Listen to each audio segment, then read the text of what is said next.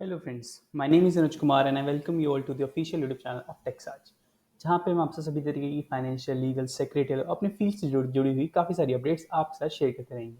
So make sure you subscribe our channel and hit that bell icon so you don't miss out on any legal updates.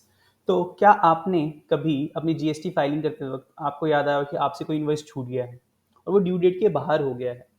तो अब अगर आपने पूरे साल में कोई इनवॉइस आपसे छूट गया है और आपको बाद में पता चल रहा है कि यार 3-4 महीने या 5-6 महीने बाद में को कि मेरा वो इनवॉइस छूट गया और वो फाइलिंग पे पोर्टल पे नहीं गया है, तो ऐसे केस में हम लोग फाइल करते हैं जीएसटीआर 9 एनुअल रिटर्न. ऐसे केस में ही नहीं, बस ऐसे केस में भी फाइल करते हैं. जीएसटी 9 कंपलसरी होता है वैसे ज़्यादातर लोग जिनके लिए जिनका टैक्स जो जीएसटी रजिस्टर्ड होते हैं. ठीक है, तो इसमें हम ये भी ऑप्शन होता है कि आप जो भूल गए अपनी सेल्स दिखाना, आप सेल्स दिखाइए, उस पर टैक्स पे कीजिए अंडर जीएसटी 9 और अपनी इनकम रिपोर्ट कीजिए. तो अब हम ये देख लेते हैं एक बार कि जीएसटी 9. तो आज के हम वीडियो में ना हम लोग पूरा एफएक्यू देखने वाले हैं कि जीएसटी 9 होता क्या है. तो उसके बाद मैं आपको लाइव दिखाऊंगा कि जीएसटी 9 फाइल कैसे करते हैं हम लोग और क्या क्या सीन रहता है इसका. ठीक है, तो उससे पहले हम थोड़ी नॉलेज गेन कर लेते हैं जीएसटी 9 के बारे में.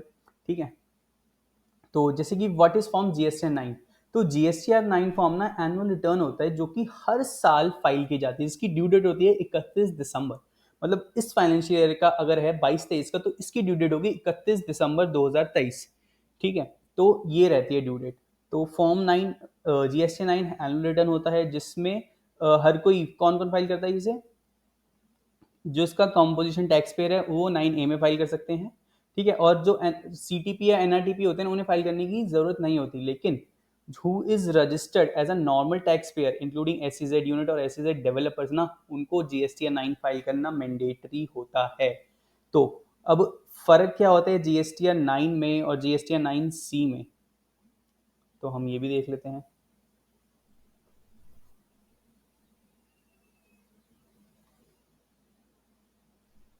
तो form GST 9 is required to fill by every person. जो भी नॉर्मल टैक्स पेयर होते हैं ना, वो जीएसटी 9 होते हैं. हाउ एवर गवर्नमेंट ये कहती है कि कुछ को हम एग्जाम कर देंगे, लेकिन वो नोटिफिकेशन आने पर. ठीक है, फिलहाल के लिए तो नहीं है. कोई नोटिफिकेशन आती है तो उसके बाद वो एग्जाम कर देंगे, बट अभी जिनके पास जीएसटी नंबर है उनको जीएसटी 9 फाइल करना जरूरी है. ठीक है, अब लेकिन जीएसटी 9 से भी ना कोई थ्रेशोल्ड लिमिट है उनकी कि जीएसटी 9 जिनकी एग्रीगेट टर्नओवर एक सर्टेन थ्रेशोल्ड से क्रॉस कर जाती है ना, जिनका ऑडिट होता है बेसिकली, उनके लिए जीएसटी 9C फाइल करना ज़रूरी हो जाता है. ठीक है, और मैंडेटरी होता है जीएसटी 9 फाइल करना. ऑप्ट इन और opt out of composition form, मतलब अब जैसे ऊपर हमने पढ़ा, इधर मैं आपको दिखा देता हूँ एक बार कि जीएसटी 9 कॉम्पोजिशन 9A. ठीक है, 9A जाता है ना उनके लिए कॉम्पोजिशन वाले को. लेकिन अगर किसी कॉम्पोजिशन कोई रेगुलर स्विच करा है तो उस पर कौन सा एप्लीकेबल है, वो 9 में फाइल कर सकता है. ठीक है, तो ये चीज़ें रहती हैं कि जीएसटी 9 में प्री कंडीशंस क्या रहती हैं कि जीएसटी 9 के लिए एप्लीकेबिलिटी क्या आती है कि टैक्स पेयर क्या जीएसटी होना चाहिए और उसने अपनी एप्लीकेबल रिटर्न मतलब 1-3 भी फाइल करी होनी चाहिए, उसके बाद वो एनुअल रिटर्न भर सकता है. ठीक है, और क्या जीएसटी 9 नील फाइल कर सकते हैं हम लोग? बिल्कुल कर सकते हैं. अगर आपकी कोई सेल्स ही नहीं हुई है कुछ रिकॉर्ड करने के लिए, तो आपको तो मैंडेटरी है 9 फाइल करना. तो कैसे करेंगे फिर फाइल? तो जीएसटी 9 नील फाइल करेंगे ऑफ कोर्स. लेकिन नील किस केस में करेंगे, आप इधर पढ़ लीजिए कि आपने कोई आउटपुट सप्लाई नहीं करी है, कोई गुड्स एंड रिसीव मतलब परचेज नहीं करा है, कोई अदर लाइबिलिटी कोई रिपोर्ट करने के लिए नहीं है, कोई क्रेडिट तो क्लेम नहीं करा है, कोई रिफंड क्लेम कर लिया हो. उन केसेस में ये सारी डिटेल्स क्योंकि जीएसटी 9 में जाती है, इसीलिए ये मांग रहा है कि अगर आपने ये सब नहीं करा तो आप नील फाइल कर लीजिए. अगर आपने ये सब करा है तो इन सब के लिए डिटेल्स मांगता है जीएसटी 9 में, वो हम देखेंगे अभी. तो इसीलिए, और ये क्या कह रहा है from where I can as a tax payer. तो ये सारी नॉर्मल बातें जो मैं आपको डिस्कस करने वाला हूँ, जो मोटी मोटी बातें थी वो मैंने आपको ऊपर ही बता दी कि जीएसटी 9 कैसे किन के लिए होता है, क्या होता है, एनुअल रिटर्न क्या क्या कर सकते हैं, किन के लिए नहीं होता. ठीक है, तो अब इसके साथ हम लोग स्टार्ट करते हैं. आपको लाइव डेमो में दिखाता हूँ कैसे जीएसटी फाइल करते हैं. तो उसके लिए मैं पहले एक बार लॉग इन कर लूँ फिर आपको बताता हूँ. हाँ, तो अब हमने लॉग इन कर लिया है पोर्टल पे. तो अब आप एनुअल रिटर्न में आएंगे, आप सर्विसेज में जाइए, फिर यहाँ पे रिटर्न्स में आइए और ये आपको मिल जाएगा एनुअल रिटर्न का कॉलम. ठीक है, तो मैं आपको दोनों चीज़ दिखाऊंगा कि जब आप नील अभी आपकी फाइल करनी होती है, फाइल करने के बाद क्या क्या रिजल्ट रहता है. तो अगर जैसे हम 22-23 की देखें ना, तो अब यहाँ पर मेरे पास आ जाता है जीएसटी 9 और 9C. अभी हमने देखा था कि किन के लिए एप्लीकेबल है, किन के लिए नहीं है. ठीक है, 9 लेकिन सबके लिए है जिनका जीएसटी नंबर है. ठीक है, तो हम 9 देख लेते हैं. आज की वीडियो हम 9 फाइल करना ही सीखने वाले हैं इसीलिए. ठीक है, तो यहाँ पर पहले ही पूछ रहा था कि आप क्या नील रिटर्न फाइल करना चाहते हैं, तो नील रिटर्न हम फाइल कब कर सकते हैं, ये कंडीशन जो हमने अभी पढ़ी थी उधर भी, ठीक है, कि हमने कोई आउटपुट सप्लाई नहीं करी, कोई क्रेडिट क्लेम नहीं करा, फलाना फलाना फलाना, ठीक है। तो अब हम नील रिटर्न फाइल करना नहीं चाहते।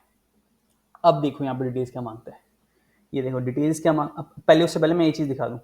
एक तो एक डाउनलोड GST9 सिस्टम कंप्यूटेड, मतलब आपकी GST9 सिस्टम ने क्या कंप्यूट करी है, सिस्टम कैसे कंप्यूट करेगा, आपने जो 1 3B 2B फाइल करी होगी उस हिसाब से सिस्टम ने कंप्यूट करी होगी, तो फिर उस हिसाब से ये सारी चीज़ें, फिर आप ये लोग डाउनलोड कर लीजिएगा, ठीक है। डाउनलोड करके आपको PDF में डिटेल मिल जाएगी, वो मैं भी दिखाऊंगा, जो मैंने फाइल करके ना उससे मैच करवाऊंगा, क्योंकि अभी प्रिपेयर नहीं है इसलिए मैं आपको इससे मैच नहीं करवा सकता डाउनलोड करवा के, हालांकि मैं दिखाऊंगा आप लोगों को, एक एक आइटम मैच करवाऊंगा, ठीक है। तो यहाँ पर डिटेल्स ऑफ एडवांसेस मांग रहे हैं, ये सारा सिस्टम कॉम्पिटेड है, अगर इसके अंदर मैं खोलूंगा, ठीक है, ये सारी चीज़ देखो, ये सारा सिस्टम कॉम्पिटेड है 22 23 का।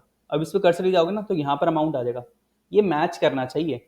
अगर इसमें पॉइंट का भी डिफरेंस आता है ना तो आपके पास चांसेस है कि आपको नोटिस आएगा डिमांड, ठीक है।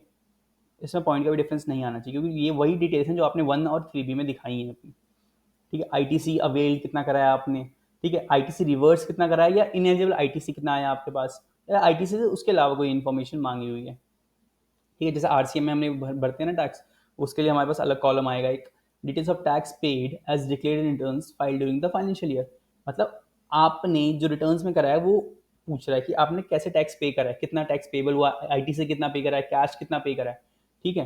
तो ये चीज़ें पूछ रहा है इसमें। तो टैक्स पेबल हमेशा पेड थ्रू ITC या कैश, टोटल मतलब ये टोटल है आपका, ये दिख रहा है टैक्स पेबल, ये टोटल है, तो ये दोनों मिला के टोटल मैच करना चाहिए, क्योंकि ऑफ कोर्स आपने ITC पे करा होगा, कैश से पे करा होगा, तीसरा कोई ऑप्शन है ही नहीं पेमेंट का। तो ये सारी डिटेल इधर मांगता है,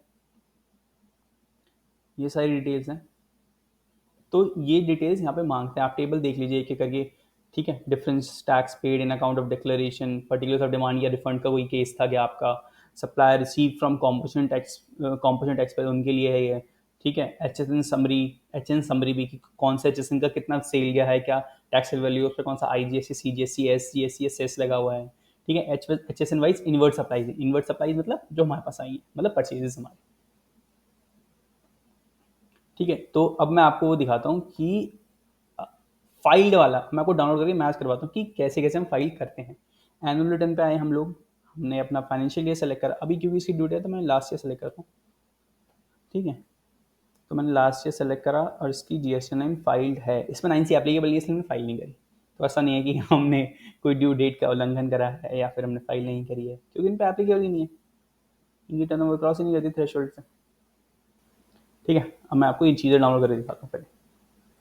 तो ये मैं ओपन कर लेता हूँ साइड बाय साइड सारी चीज़ें, ताकि आपको एक्सप्लेन करने में बेटर रहेगा मेरे को ना, और आपके समझ में भी आ जाएंगी चीज़ें कि कैसे क्या चीज़ें कहाँ पर इंफॉर्मेशन हमें इनपुट करनी पड़ती है, डेटा कहाँ हमें डेटा इनपुट करना पड़ता है, ये सही वर्ड है।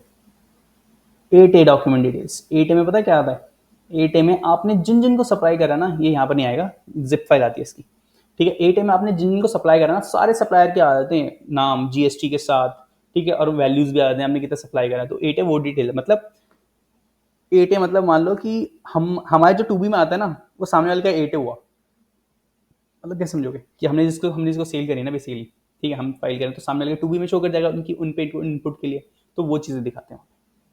चलो अब मैं आपको ना दिखाता हूँ चीज़ें।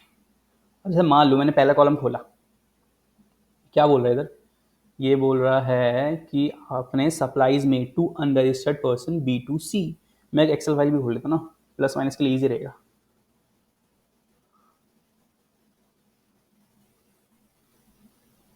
वहाँ पर प्लस माइनस आपको दिखा दूंगा ना कि हाँ भाई ऐसा ऑथेंटिक है सारा चीज़।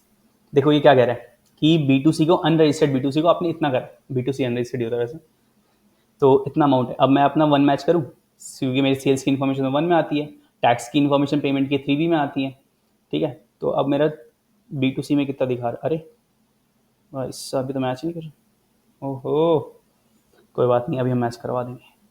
ये देखो कितना है, 7488,429, 7488,429.49, पॉइंट पॉइंट मैच करेंगे,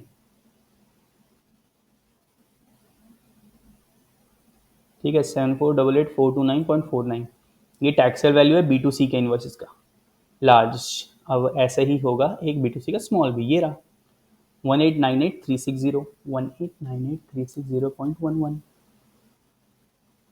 ठीक है, अब अगर हम इसका टोटल कर दें तो ये वैसे मैच करना चाहिए भाई।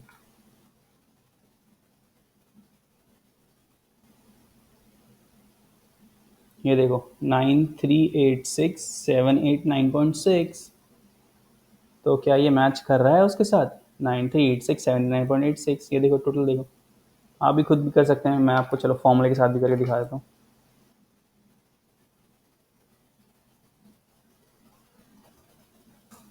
ये देखो 9386,789.6, ठीक है। ये टैक्सुअल वैल्यू मैच कर गई, फिर इसके अगेंस्ट आईजीएसटी कितना था, सी कितना था, एस कितना था, ये डिटेल डालनी पड़ती है। ध्यान रहे कि यहाँ पर कोई भी डिटेल मिसमैच नहीं करनी चाहिए आपने जो रिटर्न फाइल करी है। हालांकि अगर आपको लगता है कि आपसे कोई इनवॉइस छूट गया ना, तो आप यहाँ पर दिखाइए, ठीक है, और उसके अगेंस्ट टैक्स पे कीजिए विद पेनल्टी और इंटरेस्ट जो आएगा। ठीक है, फिर अब अगली भी दिखाया था आपको बी टू बी कहाँ से। ये सारा डेटा मेरा 1 और 3 बी का है। मैंने 1 में जो सेल्स दिखाई है बी टू सी, और 1 में दिखाई बी टू बी, जो पूरे साल में वही डेटा है ये। ठीक है, तो यहाँ पर कुछ मिसमैच का चांस नहीं है। यहाँ बी टू सी लिख देता हूँ मैं, बी टू सी। अब बी टू बी मैच करवाता हूँ आपको कि कैसे डिटेल्स आती है। ये देखो मेरे जीएसआर वन की, ये जीएसआर वन एनुअल वाला है, तो ये मैं सोचना कि ये यहीं से बी टू बी में कितना आ रहा है, 228,327.86, 228,327.86, 228,327.86, ठीक है। हमारे उधर कितना आ रहा है?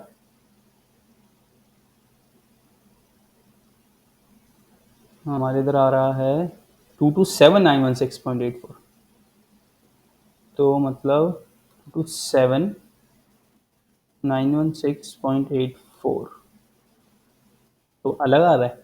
नहीं, मैं आपको बताता हूँ।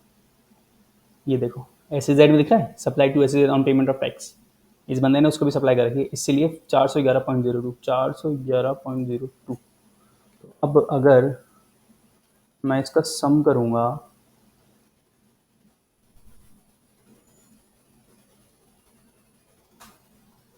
228,327.86, ये देखो और ये देखो दोनों मैच कर रहा है।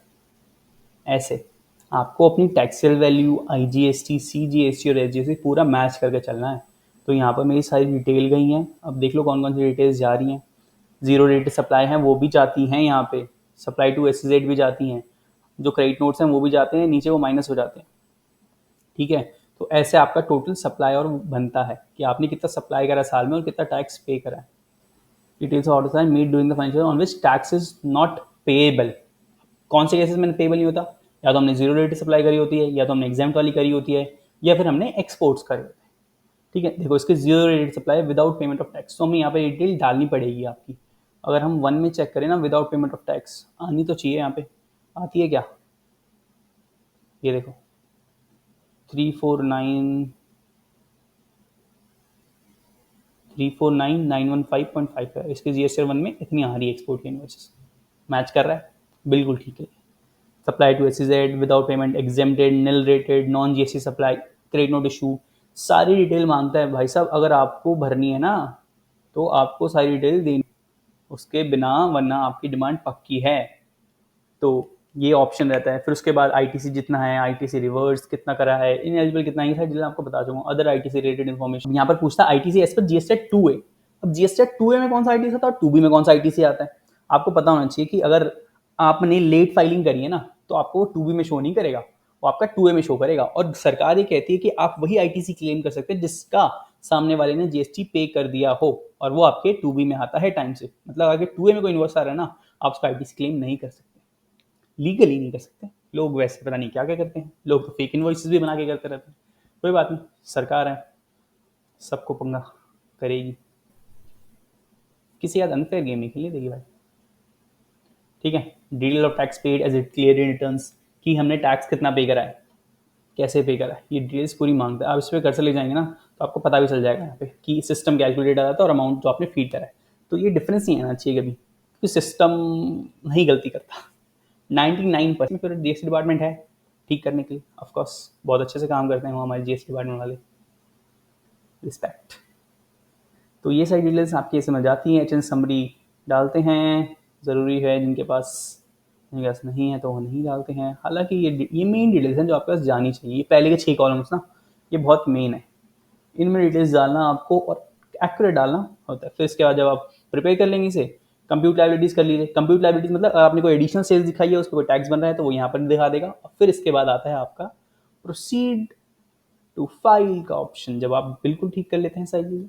और इसी के साथ हमने आज की इस वीडियो में सीखा है कि जीएसटी 9 क्या होता है, किन के लिए एप्लीकेबल होता है, कौन कौन सी चीज़ों पे जाता है, क्या जीएसटी 9 निल फाइल कर सकते हैं हम लोग, बिल्कुल कर सकते हैं। और हमने लाइव फाइलिंग में देखी कि कैसे करते हैं। हालांकि मैंने आपको फाइल करके नहीं बताया, लेकिन मैंने आपको सारा डेटा प्रिपेयर करवा दिया है फाइलिंग तक का।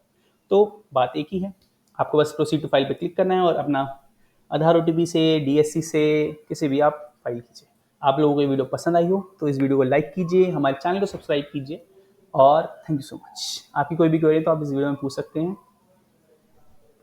कमेंट डाउन में, बिल्कुल बता देंगे हम, जो कि हम हमेशा करते हैं। Thank you.